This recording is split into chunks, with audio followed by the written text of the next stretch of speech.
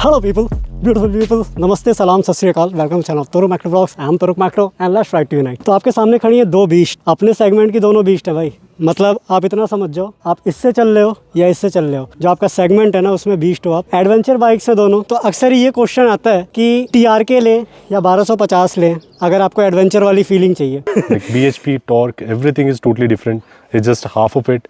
सिर्फ size से size is not everything. नहीं, साइज एवरीथिंग नहीं There are a lot of other things you have to consider, but at the same time जब आपका budget थोड़ा सा आपको देख के चलना है, where you are spending 25 lakh and where you are spending only 10 lakh rupees, so you cannot compare that. Obviously we are not that stupid कि हम इसका comparison करके आपको बताएं कि आप ये लो या वो लो, but हमको बहुत queries आती है। In fact, I'm sure you would be hearing a lot कि यार TRK और इसको सामने खड़े करके दिखाओ ना कैसी दिखती है। So ये वो वाला आपका वीडियो है जिसके हम बता रहे हैं कि दोनों सामने कैसे दिखती हैं। That's all.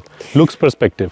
तो एक्चुअली मेरा एक सब्सक्राइबर है, उसने मेरे से बोला कि भैया 1250 का बजट नहीं है मेरा, लेकिन मुझे वही लुक चाहिए, तो क्या मैं TRK ले सकता हूँ? मैंने कहा यार TRK, मैं ये क्वेश्चन का आंसर तुमको तब तक नहीं दे पाऊंगा जब तक बाइक मेरे सामने ना हो। तो यार ये क्वेश्चन का आंसर देने के लिए ना थोड़ा सा डिटेल में आपके सामने दोनों बाइक होनी चाहिए, तभी आप बता पाओगे। क्योंकि देखो दोनों की प्राइसिंग अलग है, परफॉर्मेंस अलग है, फीचर्स अलग है, देखने में दोनों सेम है, लगभग आपको सेम लगेंगी। अगर ये लाइट्स इस पे उठा के लगा दी जाए, ये क्रैश गार्ड इस पे उठा के लगा दिए जाए, तो आप इतना समझ जाओ कि आप अंतर बता नहीं पाओगे। बट स्टिल जो बाइकर्स हैं, जो राइडिंग लवर्स हैं, वो बता देंगे कि अंतर क्या होता है। और वही मैं आपको बताऊंगा कि TRK और BMW R 1250 के लुक्स में क्या अंतर होता है। कि देखो सिमिलैरिटी ये होती है कि इसका भी बीक निकला हुआ है, इसका भी बीक निकला हुआ है, तो ये जो एडवेंचर वाली फीलिंग होती है ना, वो आपको दोनों ही मिलेगी। बड़ी बाइक की फीलिंग आपको दोनों ही मिलेगी। इवन मैं अभी TRK 542X पे बैठा था, जब भाई मेरे पैर पूरे नीचे नहीं आ रहे थे। The same goes with 1250, but difference ये है कि इसका जो आप सीटिंग हाइट है ना, वो एडजस्ट कर सकते हो इलेक्ट्रॉनिकली। उसमें वो चीज़ नहीं है। ऊंची बाइक वो भी है, ऊंची बाइक ये भी है। 235 kg की वो है, अप्रॉक्सीमेटली 275 kg की है। तो दोनों हल्की बाइक तो नहीं है, अपने सेगमेंट में दोनों भारी बाइक है। और इन दोनों को चलाने के लिए आपके पास होना चाहिए कलेजा,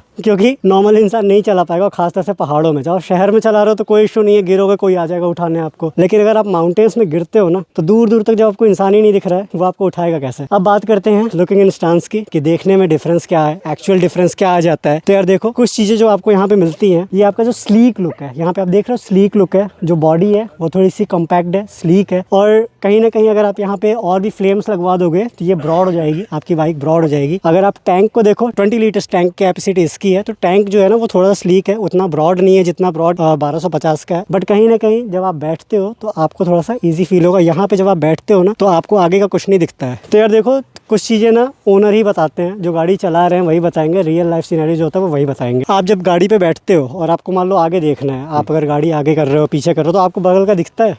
यस, वेरी इजीली। सो अगर मेरा ये स्टांस है, हाँ, इधर का भी मेरा ट्रांसपेरेंट मिरर है, इधर का भी ट्रांसपेरेंट मिरर है, I can see everything. In fact यहाँ से भी मेरा व्यू आ रहा है। आपको मेरा पैर दिख रहा है स्लाइटली?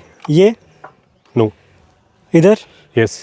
तो जो एक तरीके से देखा जाए ना, तो चीज़ें यहाँ पे ज़्यादा विजिबल है। और ये पता कब चलता है, अभी मैं ये बहुत ठीक है कि दिख रहा है नहीं दिख रहा है। जब आप पहाड़ों में, जब आपके पास इतना सा रास्ता है ना, इतना सही जगह है गाड़ी मोड़ने के लिए, और आगे गए तो नीचे खाई में, तो वहाँ पे पता चलता है कि भाई दिखना ज़रूरी है आगे। यहाँ पे वो चीज़ आपको नहीं मिलेगी। राजू आप इस पर बैठो एक बार। तो अब आप ये बताओ, आपको मेरा पैर दिख रहा? नो। इधर दिख रहा? नो। इधर दिख रहा? नो। कुछ नहीं दिख रहा भाई। तो ये जो डिफरेंस है ना यार, ये कहीं ना कहीं बहुत ज़्यादा मैटर करता है जब आप पहाड़ों में गाड़ी मोड़ते हो, जहाँ पे रास्ता सिंगल लेन है, ऐसे जगहों पे। And I think major reason is because this one is not transparent. हाँ, ये ट्रांसपेरेंट नहीं है। सो ये जो है ना, ये पूरा मेरा व्यू खत्म कर रहा है इधर से, but at the same time मेरा फ्रंट व्यू बहुत अच्छा है। एंड जब भी आप राइड कर रहे हो, आप ऑलवेज लाइक 100 मीटर्स दूर के ऑब्स्टेकल को देख के चला रहे हो, तो आपको 20 मीटर्स 30 मीटर्स पहले मनूवर करना होता है, बिकॉज आप इतना वेट नहीं कर सकते कि कोई इतना क्लोज आ गया है कि आप किस तरफ जाओगे। So this you have to make sure in any adventure bike. एक जो बहुत मेजर चीज़ दिखेगी ना, 1250 का 1250 सीसी का इंजन है, तो बॉक्सर इंजन चूँकि होता है, तो वहाँ पे जब पैर आपके होते हैं वो नीचे से ही ब्रॉड है। ये बाइक बस ऊपर से नहीं, नीचे से ही ब्रॉड है।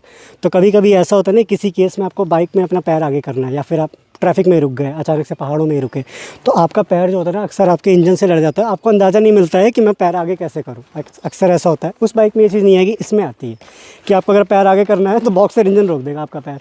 That's true. समटाइम्स। और ये मेरे साथ कई बार होता है, मेरे पैर में चोट भी लग जाता है। अगर मैंने गियर नहीं पहना तो मेरे पैर में चोट लग जाता है।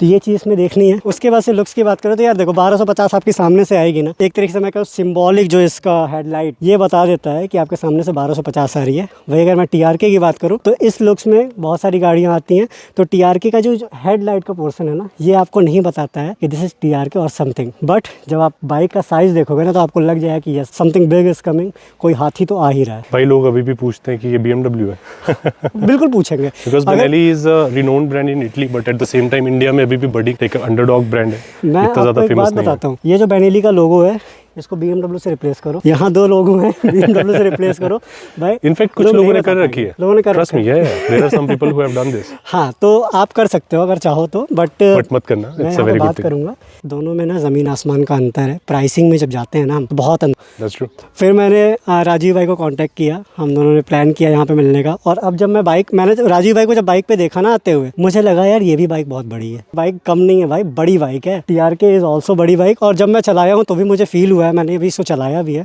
मुझे फील हुआ कि yes this is a big bike.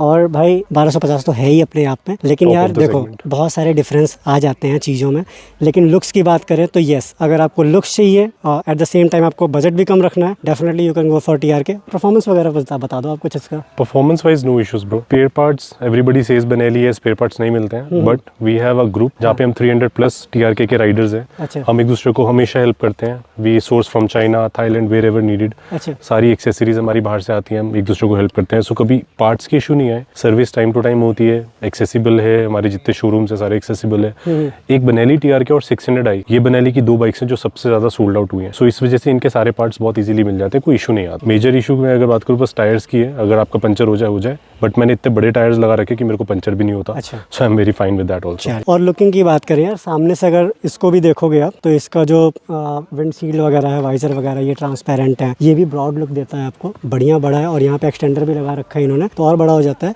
और बट हम यहाँ पे बात करते हैं अगर BMW की, तो इसका देखो वाइजर थोड़ा सा ज़्यादा बड़ा, ऊपर वाला वाइजर, अगर नीचे वाली बात करें तो नहीं, अगर आप कंपैरेटिवली ऊपर वाला वाइजर देखो थोड़ा बड़ा है, और भी भाई आफ्टर मार्केट तो बहुत चीज़ें आती हैं तो वो भी लगवा सकते हो। आपको विंड ब्लास्ट लगता है चलाते समय? नो, नहीं आता विंड ब्लास्ट? इतना कभी कभी ऐसा हो जाता है कि गर्मी है तो it can be suffocating also. मैंने इसीलिए एडजस्टेबल लगाया, मैं इसको नीचे करके रखा। अभी जैसे मैं अगर लॉन्ग ट्रिप पे जा रहा हूँ और ठंड होने वाली है तो मैं इसको ऊपर करूंगा, this can be of this side. और इन्होंने भी देखो अपना हेडलाइट प्रोटेक्टर लगा रखा है, ये TRK का ही है ना जी। तो यहाँ से भी हेडलाइट प्रोटेक्टर है। यहाँ पे आपको BMW खुद का तो नहीं देता है, लेकिन आप लोन राइडर का मंगा सकते हो जो मेरे पे लगा हुआ है, तो ये भी हेडलाइट प्रोटेक्टर वगैरह मिल जाते हैं आपको। Both are 17 inches and both are 19 inches.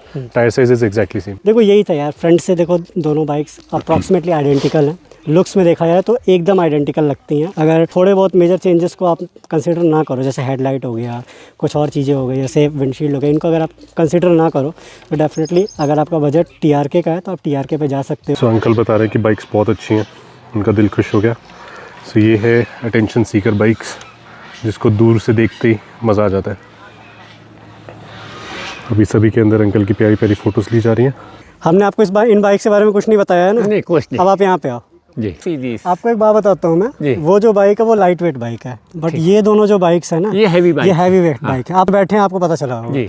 अब आप एक बात बताओ कि इन दोनों बाइक्स को देख के आपको क्या कुछ अंतर लग रहा है? ये दोनों बाइक केवल मेरे को देखिए मैं ब्रांड नेम से जाऊं तो मुझे BMW is looking very nice, और बाकी इसमें भी किसी प्रकार की कमी नहीं है। दोनों हैवी बाइक्स हैं और वो लाइट बाइक्स होते हुए भी बहुत सुंदर लग रही है। बहुत सुंदर लग रही है। और इन दोनों बाइक्स में आपको मतलब देख के ऐसा लगता है कि मतलब ये सस्ती होगी या ये महंगी होगी, कुछ ऐसा लग रहा है? देखने में तो ऐसा लगता है कि जैसा कि नाम हैगा BMW is a costly brand और अच्छा ब्रांड हैगा, तो वो मेरे ख्याल में मेरे उससे ओपिनियन से केवल ब्रांड देख के, ब्रांड देख करके लुक के वाइज, मतलब आपको ब्रांड नहीं पता है, हाँ आप बस देख रहे हो गाड़ी उस हिसाब देखने से। में दोनों में किसी में कमी नहीं है। दोनों बहुत ही सुंदर मोटरसाइकिल हैं। हाँ जी। और मेरे को देख करके इतनी प्रसन्नता हो रही है कि I can not express in my words. अरे थैंक यू। चलिए, thank you uncle ji, thank you so so nice of you. आप लोगों से मिलके मेरा दिल बहुत प्रसन्न हुआ, और आपके लोगों के लिए सबके लिए बहुत बहुत हार्दिक शुभकामनाएं। मच। बहुत अच्छा लगा सर अंकल जी। आपका गुड नेम? SK चतुर्वेदी। तो बस वही है, दोनों बाइक के साथ एक प्रॉब्लम आएगी कि इनको संभालना बड़ा मुश्किल होता है। Still have lot of electronics. थोड़ा बहुत लाइक व्हाट्स योर फीडबैक जब आप इसको लेके गए हो, स्पीति भी लेके गए हो या कभी रफ रोड्स पे लेके गए हो, how does it help? Because this is a raw bike, except ABS there is nothing, no traction control, there is no like you are leaning और something, lean angle and all, nothing is there. अगर मैं अपने bike की बात करूं तो electronic feature से help भी बहुत ज़्यादा मिलती है और परेशानी भी बहुत ज़्यादा करते हैं। पहले मैं प्रोज़ की बात कर लेता हूँ, कॉन्स की बाद में बताते हैं जो यूजुअली करते हैं लोग।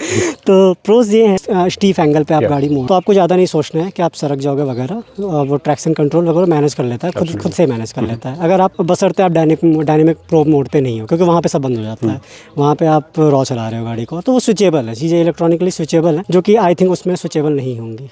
नहीं है ना? तो ये कुछ इलेक्ट्रॉनिक फीचर्स के डिफरेंस आ जाते हैं। आप पहाड़ी पे हो, ऐसे हो, अचानक से आपको रुकना पड़ गया, अक्सर पहाड़ों पे ट्रैफिक लग जाता है, वहाँ पे आपको रुकना पड़ गया, उसको हिल स्टॉप कंट्रोल कहते हैं सारे।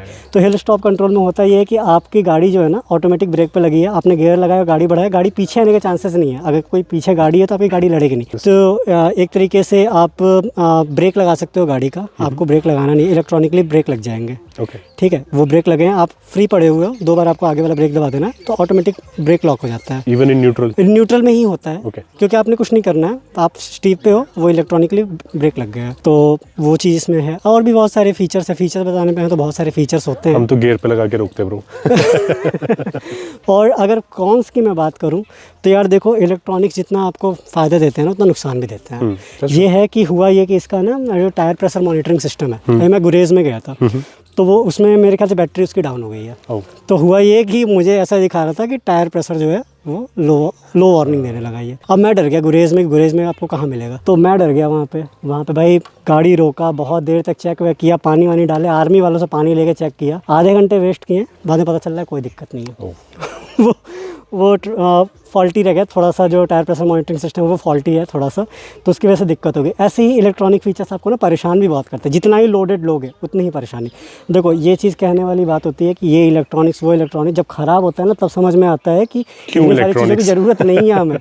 ठीक है, traction control is good, hill stop control is good, लेकिन टायर प्रेशर मॉनिटरिंग सिस्टम भाई थोड़ा सा ना बाहर दो। जैसे इसका टायर प्रेशर मॉनिटरिंग सिस्टम अंदर है, आप उसका बैटरी खुद से चेंज नहीं कर सकते हो, आपको पूरा टायर खोलना है, ये पूरा निकालना है, फिर आप अंदर उसके जो मशीन लगी उसका बैटरी चेंज करोगे।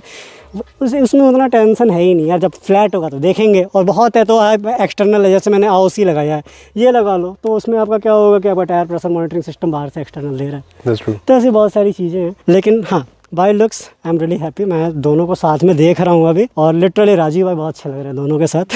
ये पसंद आई? मुझे बहुत अच्छी लगी। तो फिर ये लेके जा रहे हैं, मैं लेके जा रहा हूँ। नहीं जी। तो आप लोगों को ब्लॉग कैसा लगा? राजीव भाई के साथ हो सकता है आगे हम और भी ब्लॉग्स करें, और भी बढ़िया राइड पे जाएं TRK के साथ। और अच्छा, TRK का नाम थोड़ा तोरुक से मैच नहीं कर रहा है, TRK तोरुक। तो TRK के साथ हम जाएंगे, और BMW R 1250। अगर आप लोगों को लग रहा है कि हम दोनों को साथ में राइड पे जाना चाहिए, देखो करेजियस वो भी हैं, करेजियस मैं भी हूँ, मतलब दोनों ही, मतलब एक होता है ना कि बिग हॉफ राइडर, तो मैंने देखा है इस आदमी को, ये मतलब अच्छे राइड सोलो लगाया है, और मुझे आपने देखा ही है। आप चाहते हो कि हम लोग कोलैब करके और राइड करें, हम लोग साथ में राइड करें, तो कमेंट सेक्शन में बताना। वीडियो पसंद आया तो बढ़िया सा लाइक कर देना, चैनल को सब्सक्राइब कर देना, और ये भी बताना कि आपकी ड्रीम बाइक कौन सी है। हाँ जी, अगर ये दोनों नहीं है स्टिल इट्स फाइन, आप ज़रूर बताना कि आपकी ड्रीम बाइक कौन सी है। हाँ, तो चलते हैं, तब तक के लिए तोरुक मकतुक, मैं तुम्हारे साथ। It's our story, signing out. तो वो खड़े हैं हमारे बीस्ट, और हम लोग पहुंच चुके बाइकर्स बान। ये है अंकुर भाई जो KTM वाले अपने, टोरुक भाई अपना चिकन टोस्ट एंजॉय करते हुए। ये हम लोग हैं बाइकर्स बान पर, और यहाँ से निकलने वाले हैं। इसके बाद हम जा रहे हैं रॉयल एनफील्ड, और अंकुर भाई जो है अपना घर निकल जाएंगे। मैं और टोरुक भाई हम लोग जाने वाले हैं रॉयल एनफील्ड के शोरूम पे to check out some gears.